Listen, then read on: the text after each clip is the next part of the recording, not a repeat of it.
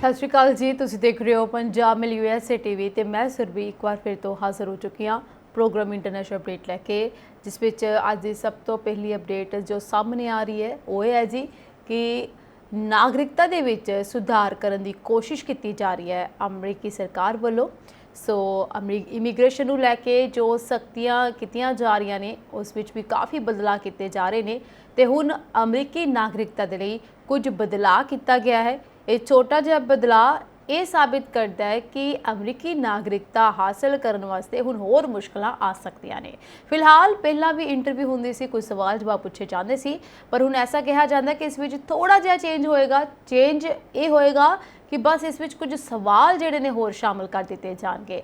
सो जिन्ने भी green card हासिल करन दे इच्छुक लोग ने, यानी मैं कहां कि जिन्होंने अमरीकी नागरिकता हासिल करने की इच्छा है या फिर उन्होंने उस लिए अप्लाई किया है, सो उन्होंने लिए ये बहुत ही इंपॉर्टेंट खबर है क्योंकि हुण अमेरिका सरकार जिहड़ी है एक छोटा जिहा बदलाव कर रही है। बदलाव भी नहीं कर रही, कुछ एड ऑन कर रही है। अमरीकी सरकार नागरिकता प्रीखिया दे विच होर सवाल जोड़ रही है जो बिनेकारां नूं अमरीकी नागरिक बनने लई पास करने पैंदे हन। जी हाँ, हुण पहले सवालों के नालों कुछ होर दुगने सवाल होणगे। ये ट्रंप प्रशासन का कानूनी इमीग्रेशन प्रक्रिया नूं सख्त करने लई एक ताज़ा कदम है।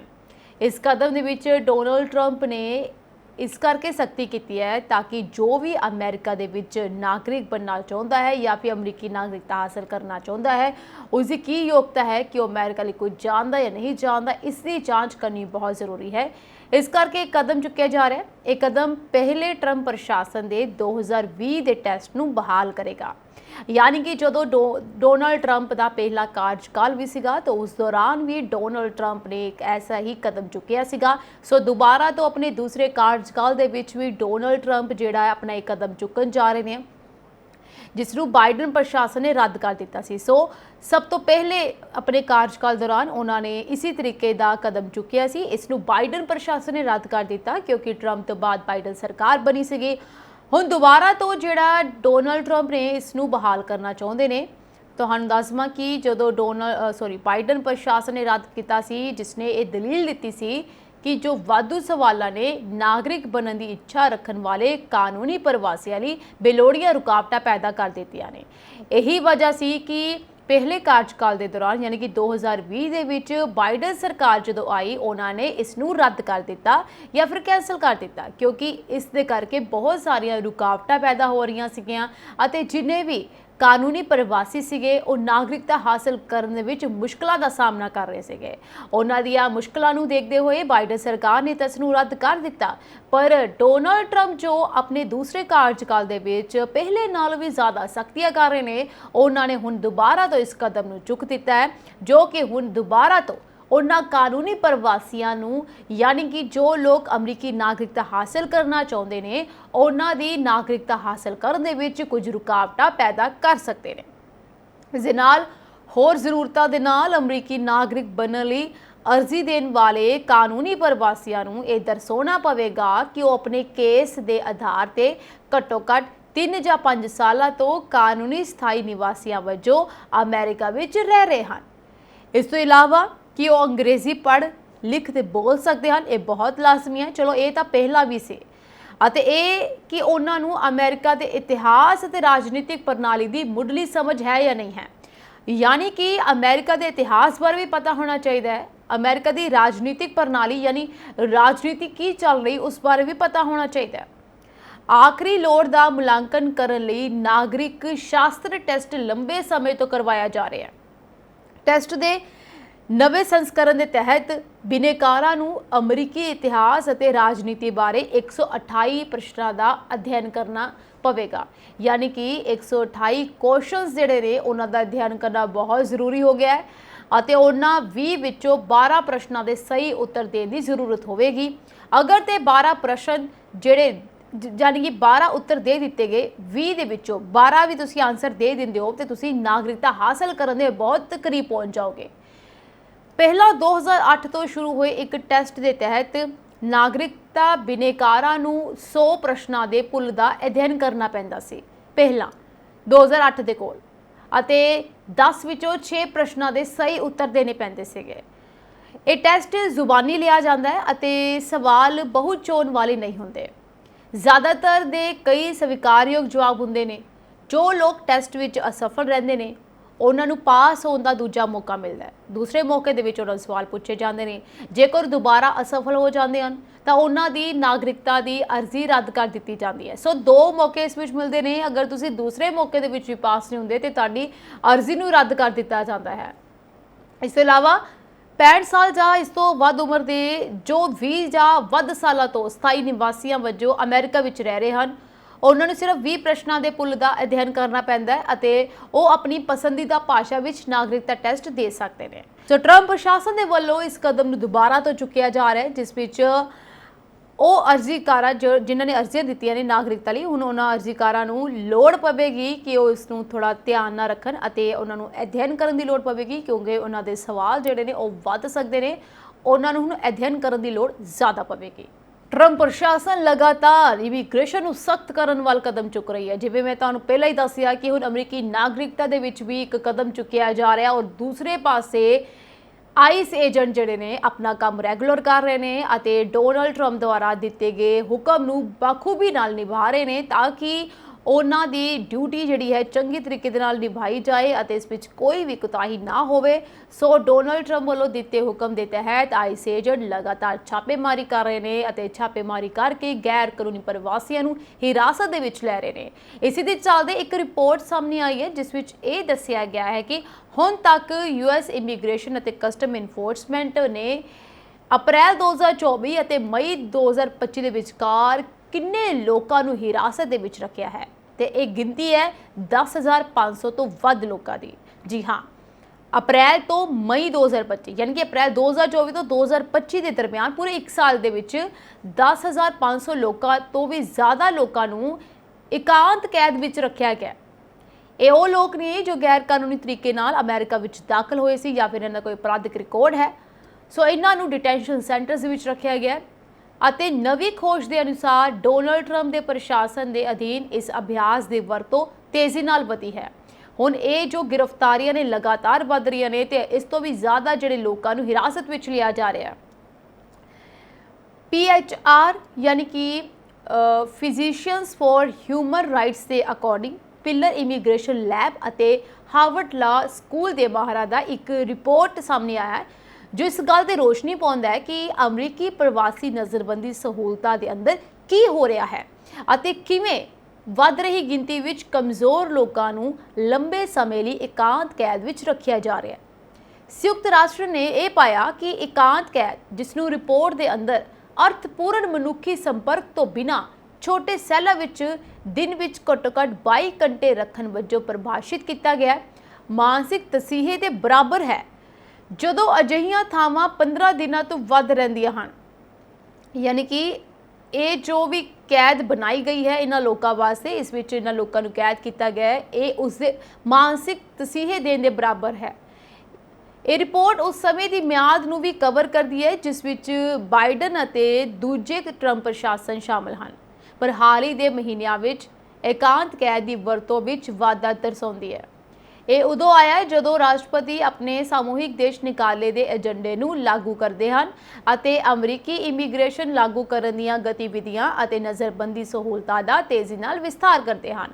ਡੋਨਲਡ ਟਰੰਪ ਮਿਸਟਰੀ ਨੂੰ ਪਹਿਲਾਂ ਹੀ ਆਖ ਚੁੱਕੇ ਨੇ ਕਿ ਦੇਸ਼ ਨਿਕਾਲੇ ਦੀ ਮੁਹਿੰਮ ਨੂੰ ਹੋਰ ਵੀ ਜ਼ਿਆਦਾ ਤੇਜ਼ ਕੀਤਾ ਜਾਏਗਾ।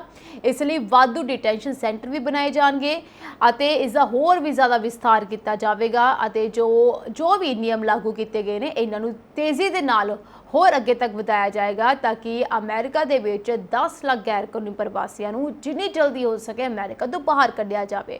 ਸੋ ਇਸੇ ਦੇ ਦੌਰਾਨ ਹੁਣ ਨਜ਼ਰਬੰਦੀ ਨੂੰ ਲੈ ਕੇ ਯਾਨੀ ਕਿ ਇਕਾਂਤ ਨਜ਼ਰਬੰਦੀ ਨੂੰ ਲੈ ਕੇ ਰਿਪੋਰਟ ਸਾਹਮਣੇ ਆਈ ਹੈ ਜਿਸ ਵਿੱਚ ਇਹ ਕਿਹਾ ਜਾ ਰਿਹਾ ਹੈ ਕਿ ਪ੍ਰਵਾਸੀਆਂ ਦੇ ਨਾਲ ਕੁਝ ਸਹੀ ਜਿਹੜਾ ਹੈ ਵਿਤਕਰਾ ਨਹੀਂ ਕੀਤਾ ਜਾ ਰਿਹਾ। ਇਹਨਾਂ ਦੇ ਵਿੱਚ ਉਹਨਾਂ ਲੋਕਾਂ ਦੀ ਹਾਲਤ ਖਰਾਬ ਹੋ ਰਹੀ ਹੈ, ਖਾਸ ਤੌਰ ਤੇ ਉਹ ਲੋਕ ਜੋ ਬਹੁਤ ਕਮਜ਼ੋਰ ਨੇ। ਉਹਨਾਂ ਨੇ ਕਿਹਾ ਕਿ ਅਸੀਂ ਪਿਛਲੇ ਸਾਲਾਂ ਵਿੱਚ ਇਕਾਂਤ ਕੈਦ ਵਿੱਚ ਵਾਧਾ ਜ਼ਰੂਰ ਦੇਖਿਆ ਪਰ ਅਸੀਂ ਟਰੰਪ ਦੇ ਪਿਛਲੇ 4 ਮਹੀਨਿਆਂ ਦੌਰਾਨ ਮਹੀਨੇ ਦਰ ਮਹੀਨੇ ਮਹੱਤਵਪੂਰਨ ਵਾਧਾ ਵੀ ਦੇਖਿਆ ਹੈ। ਤੁਹਾਨੂੰ ਦੱਸਾਂ ਕਿ ਟਰੰਪ ਦੇ ਦੂਜੇ ਕਾਰਜਕਾਲ ਦੇ ਪਹਿਲੇ 4 ਮਹੀਨਿਆਂ ਵਿੱਚ ਇਕਾਂਤ ਕੈਦ ਦੀ ਵਰਤੋਂ ਹਰ ਮਹੀਨੇ ਔਸਤਨ 6.5% ਵਧੀ ਹੈ। ਯਾਨੀ ਕਿ ਇਹ ਕੈਦ ਲਗਾਤਾਰ ਵਧ ਰਹੀਆਂ ਨੇ ਜੋ ਬਾਈਡਨ ਦੇ ਪ੍ਰਸ਼ਾਸਨ ਦੇ ਆਖਰੀ ਮਹੀਨਿਆਂ ਦੌਰਾਨ ਦੇਖੇ ਗਏ ਔਸਤ ਮਾਸਿਕ ਵਾਧੇ ਨਾਲੋਂ 6 ਗੁਣਾ ਵੱਧ ਹੈ। यानी कि बाइडन प्रशासन दौरान ऐसा बिल्कुल नहीं देखा गया ਸੀ कि ਪ੍ਰਵਾਸੀਆਂ ਦੇ ਨਾਲ ਇਸ ਤਰੀਕੇ ਦਾ ਵਤੀਰਾ ਕੀਤਾ ਜਾ ਰਿਹਾ ਹੋਵੇ, ਪਰ ਟਰੰਪ ਪ੍ਰਸ਼ਾਸਨ ਇਸ ਨੂੰ ਬਹੁਤ ਸਖਤ ਕਰ ਰਹੀ ਹੈ। ਇੱਕ ਹਿਸਾਬ ਦੇ ਨਾਲ ਇੱਕ ਡਰਾਉਣਾ ਵੀ ਹੈ ਕਿਉਂਕਿ ਲੋਕਾਂ ਦੇ ਮਨ ਵਿੱਚ ਇੱਕ ਡਰ ਪੈਦਾ ਕਰ ਰਹੀ ਹੈ। ਇਕਾਂਤ ਵਾਸ ਰੱਖਣਾ यानी कि बिल्कुल ही एक एकांत कैद की वरतों जी की जा रही है वो एक प्रवासी के मानसिक हालात भी खराब करती है, उसकी सेहत पर भी वड्डा असर पाती है। सो एकांत कैद की गिनती जी लगातार डोनाल्ड ट्रंप वधा रहे हैं ताकि ऐसे प्रवासियों को जल्दी तो जल्दी हिरासत में लैके इत्थे रखा जाए। उस दे नाल जिवें मैं कहा कि ट्रंप दे इमीग्रेशन की सख्ती जिहड़ी है वो लोगों के उत्ते बहुत वड्डा प्रभाव पा रही है।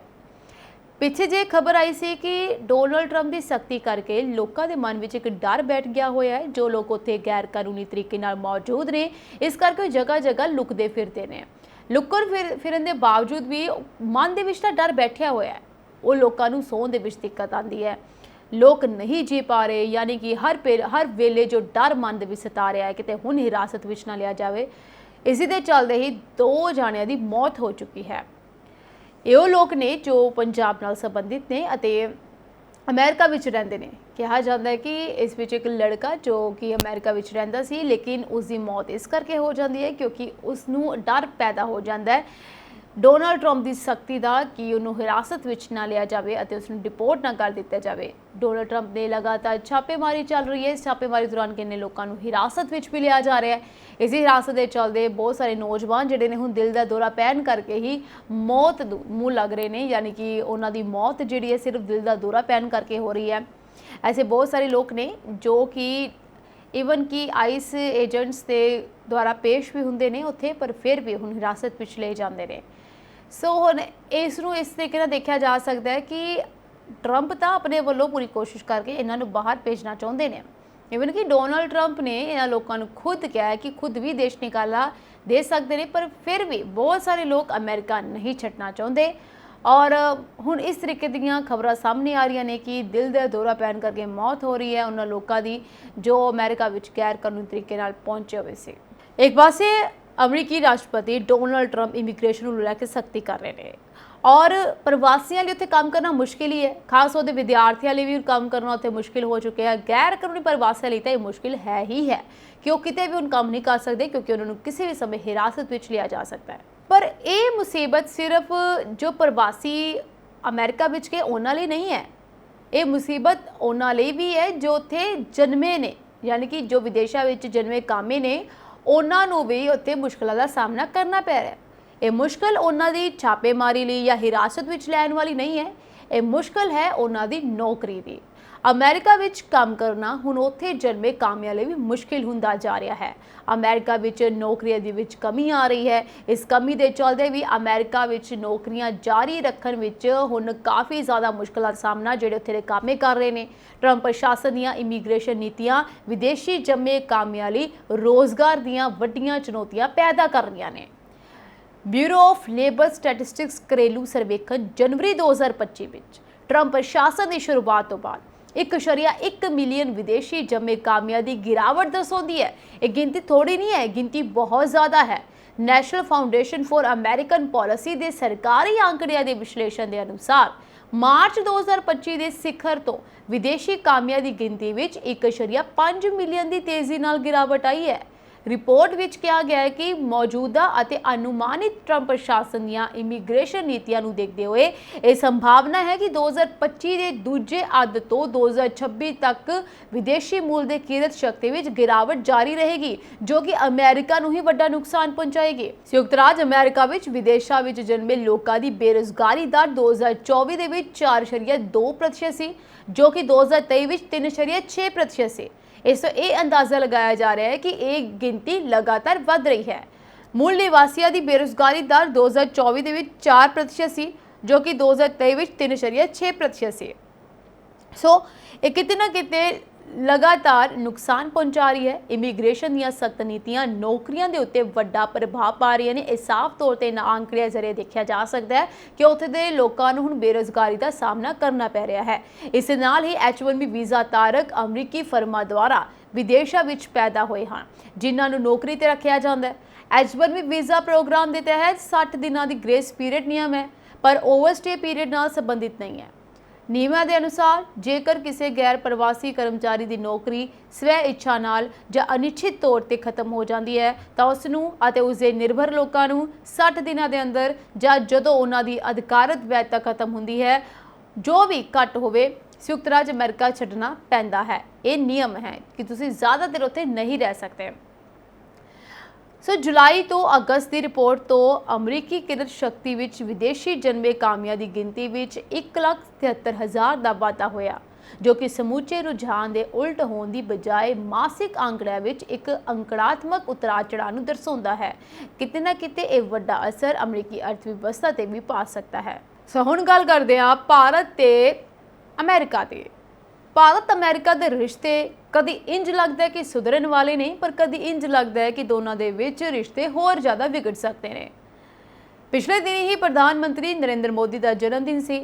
इस मौके के उत्ते डोनाल्ड ट्रंप ने उन्होंने फोन किया ते बधाई भी दी है।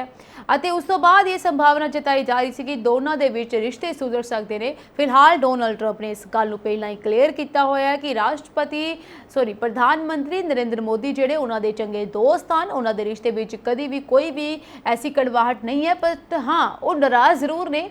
इस करके व्यापार नूं लैके जिहड़ा थोड़ा बहुत मतभेद चलता पिया है।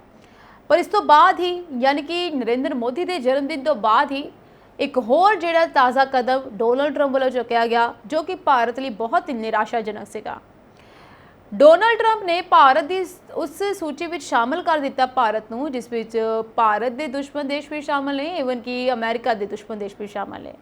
भारत के दुश्मन देश जिवें पाकिस्तान हो गया, और इस दे नाल ही और भी बहुत सारे देश ने, 23 देश शामिल किए गए सूची में, जिस विच भारत भी शामिल किया गया। जिस तो बाद जिहड़ा ये कहा जा रहा है कि ट्रंप ने भारत के पिठ उत्ते छुरा मारिया है। सो ये किहड़ी सूची है, इस बारे में तुहानूं दस दिंदी विस्तार दे नाल।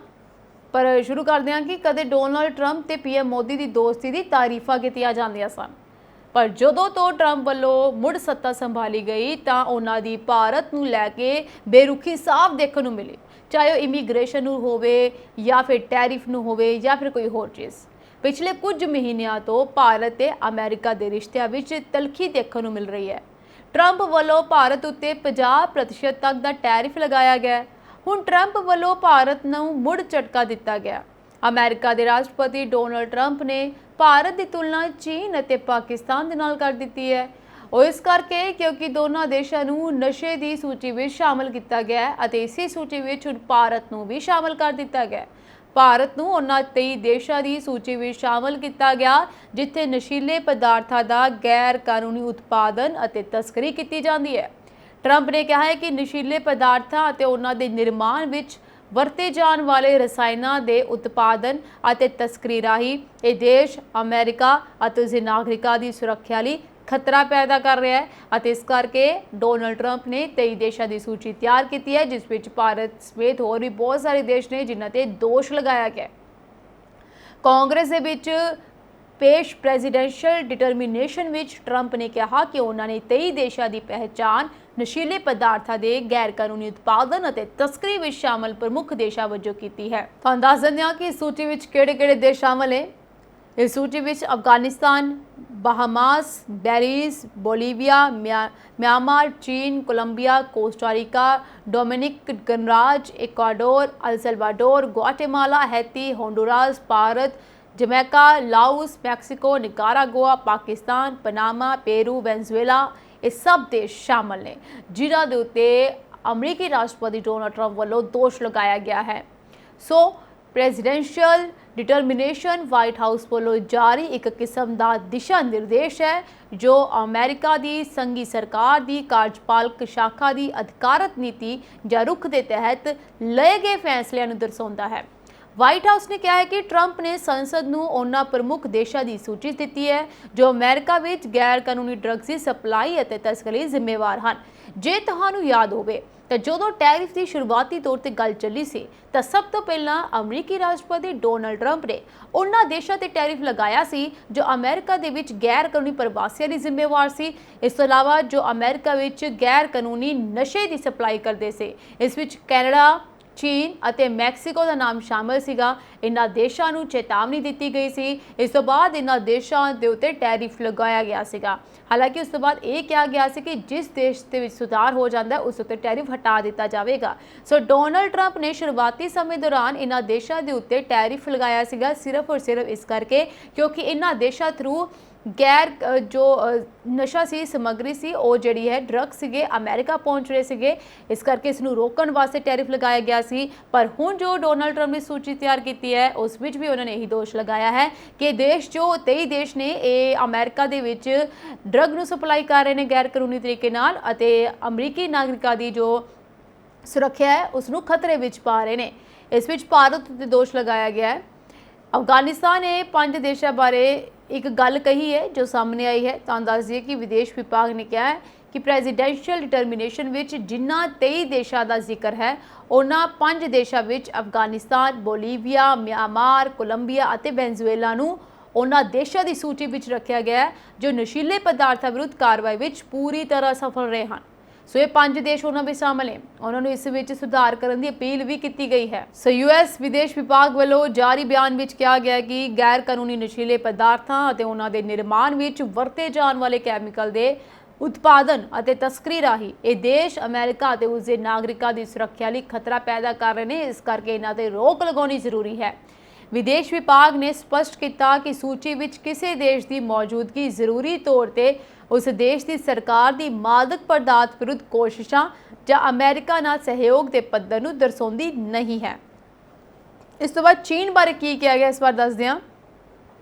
ਪ੍ਰੈਜ਼ੀਡੈਂਸ਼ੀਅਲ ਡਿਟਰਮੀਨੇਸ਼ਨ ਵਿੱਚ ਟਰੰਪ ਨੇ ਚੀਨ ਬਾਰੇ ਇਹ ਕਿਹਾ ਕਿ ਫੈਂਟਾਨਿਲ ਦੇ ਗੈਰ ਕਾਨੂੰਨੀ ਉਤਪਾਦਨ ਨੂੰ ਵਧਾਵਾ ਦੇਣ ਵਾਲੇ ਕੈਮੀਕਲ ਦੇ ਸੰਸਾਰ ਵਿੱਚ ਸਭ ਤੋਂ ਵੱਡੇ ਸਰੋਤ ਵਜੋਂ ਚੀਨ ਦੀ ਭੂਮਿਕਾ ਸਪਸ਼ਟ ਤੌਰ ਤੇ ਸਾਹਮਣੇ ਆ ਰਹੀ ਹੈ। ਉਹਨਾਂ ਨੇ ਕਿਹਾ ਕਿ ਚੀਨ ਨਾਈਟ੍ਰੋਜਨ ਅਤੇ ਮੈਥਮਫੈਟਾਮਿਨ ਸਮੇਤ ਹੋਰ ਨਸ਼ੀਲੇ ਪਦਾਰਥਾਂ ਦੀ ਵਿਸ਼ਵ ਪੱਧਰੀ ਮਹਾਮਾਰੀ ਨੂੰ ਵਧਾਵਾ ਦੇਣ ਵਾਲੇ ਪ੍ਰਮੁੱਖ ਸਪਲਾਇਰ ਦੇਸ਼ਾਂ ਵਿੱਚੋਂ ਵੀ ਸ਼ਾਮਲ ਹੈ। ਸੋ ਅਮਰੀਕੀ ਰਾਸ਼ਟਰਪਤੀ ਨੇ ਕਿਹਾ ਕਿ ਚੀਨੀ ਅਗਵਾਈ ਇਹ ਕੈਮੀਕਲਸ ਦੀ ਸਪਲਾਈ ਘਟਾ ਸਕਦੀ ਹੈ ਅਤੇ ਉਹਨਾਂ ਅਪਰਾਧੀਆਂ ਉੱਤੇ ਕਾਰਵਾਈ ਕਰ ਸਕਦੀ ਹੈ ਜੋ ਇਸ ਵਿੱਚ ਸ਼ਾਮਲ ਨੇ। ਪਰ ਅਗਰ ਐਸਾ ਨਹੀਂ ਹੁੰਦਾ ਤੇ ਉਹਨਾਂ ਦੇ ਉੱਤੇ ਸਖਤ ਕਾਰਵਾਈ ਕੀਤੀ ਜਾ ਸਕਦੀ ਹੈ। ਸੋ ਇਸ ਨੂੰ ਲੈ ਕੇ ਹੁਣ ਡੋਨਲਡ ਟਰੰਪ ਨੇ ਸੂਚੀ ਤਿਆਰ ਕੀਤੀ ਹੈ। ਫਿਲਹਾਲ ਭਾਰਤ ਲਈ ਤਾਂ ਇਸ ਬਾਰੇ ਕੁਝ ਵੀ ਐਸਾ ਬਿਆਨ ਨਹੀਂ ਦਿੱਤਾ ਗਿਆ ਪਰ ਉਸ ਦਾ ਨਾਮ ਜ਼ਰੂਰ ਇਸ ਸੂਚੀ ਵਿੱਚ ਸ਼ਾਮਲ ਕਰ ਦਿੱਤਾ ਗਿਆ। ਸੋ ਅੱਜ ਦੇ ਪ੍ਰੋਗਰਾਮ ਇੰਟਰਨੈਸ਼ਨਲ ਅਪਡੇਟ ਵਿੱਚ ਕੁਝ ਖਾਸ ਅਪਡੇਟਸ ਦੇਸ਼ ਵਿਦੇਸ਼ ਨਾਲ ਜੁੜੀਆਂ ਹੋਈਆਂ और अपडेट्स लैके मैं फिर तो हाजिर होवांगी। तुसीं बने रहो जी साडे चैनल पंजाब मेल यूनिवर्सिटी दे नाल। तुहाडा सब दा बहुत बहुत धन्नवाद।